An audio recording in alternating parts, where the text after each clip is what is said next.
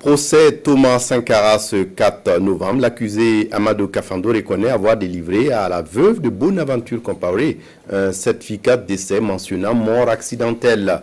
Quant à l'accusé Alidou Diebré, il regrette et présente ses excuses pour avoir délivré un certificat médical attestant du décès de Thomas Sankara de mort naturelle.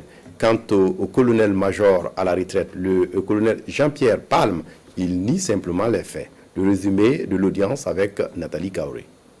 Dès l'entame de son interrogatoire, le médecin militaire Alidou Jean-Christophe Diebré reconnaît avoir signé la mention mort naturelle sur 3 certificats de décès, dont celui du président Thomas Sankara. Il dit avoir été sollicité par 3 veuves, dont Mariam Sankara. Je l'ai fait par humanisme au regard de mes bons rapports avec Thomas Sankara. Est-ce que la mention fusillade est interdite dans le jargon médical en pareille circonstance? Demande le président du tribunal à l'accusé. Ce n'est pas interdit, mais comme je ne savais pas la cause de la mort, j'ai opté de mettre mort naturelle.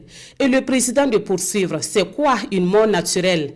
Esquivant la question, l'accusé reconnaît n'avoir pas obéi à la rigueur déontologique, mais répète qu'il a agi par pur humanisme.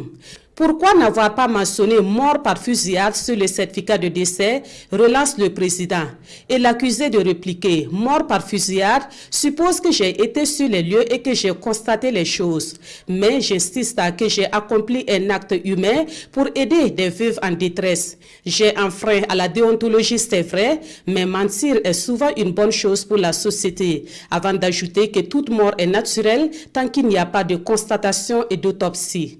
Par la suite, le président, tout comme le parquet, cherche à savoir si l'accusé a reçu des instructions ou des pressions pour mettre la mention mort naturelle sur les certificats de décès.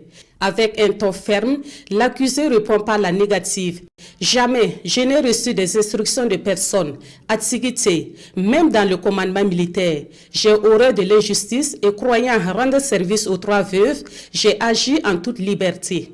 Si c'était à refaire, seriez-vous prêt? Demande un membre du parquet à l'accusé. J'allais réfléchir par 2 fois, mais je le ferai parce que aider les gens fait partie de mon caractère.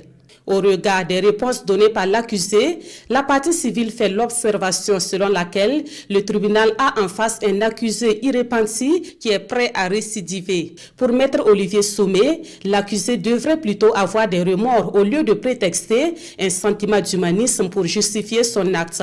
Pourquoi c'est vous que les veuves sont venues voir? Lance un autre avocat de la partie civile. Moi-même, je me pose la question, répond le colonel Diebré. Je ne sais même pas qui leur a indiqué ma maison. Aujourd'hui, je me rends compte que mon papier n'a pas rendu service aux bénéficiaires et je regrette et je leur présente mes excuses. À la suite du colonel Diebré, c'est au tour de Kafando Amadou de passer à la barre pour des faits similaires.